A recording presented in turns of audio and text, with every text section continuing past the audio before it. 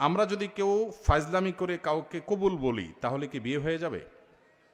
School কলেজে ছেলেফেলেরা অনেক সময় দুষ্টাম করে এই কাজ করেন। দেখুন, ফালাতুন জিদ্দুহুন্না জিদ্দুন ওয়া হাজলুহুন্না জিদ্দুন, নবী সাল্লাল্লাহু আলাইহি ওয়াসাল্লাম বলেছেন তিনটা কাজ হাসতে হাসতে করলে যা হবে সিরিয়াসলি করলেও তা হবে। এর ভিতরে একটা হলো বিয়ে। যদি দুইজন সাক্ষীর উপস্থিতিতে, অ্যাডাল্ট দুজন সাক্ষীর উপস্থিতিতে এই কাম করে থাকেন, উভয়ে হাসাহাসি করেছেন, আর নিজেরা শিশু না হন, আপনারাও অ্যাডাল্ট হন, তাহলে হানাফি মাযহাবের মাসআলা অনুযায়ী বিয়ে হয়ে যাবে। বলবেন হুজুর মোহরটা ঠিক করি নাই, মোহর অটোমেটিক সেট হয়ে যাবে, কিন্তু বিয়ে হয়ে যাবে। খুব জটিল। এখন অনেক সময় আমরা ফাজলামি করি, এখন কেউ নাটক সিনেমাতে অভিনয় করার জন্য করছে, সেটাও যদি দুজন সাক্ষীর সামনে করে, ওই ব্যাকল জানে না, যদি আবিয়াত্তা হয়ে থাকে বিয়ে হয়ে যাবে, আর যদি বিবাহিত হয় তাহলে তার কোনো উপায় নেই।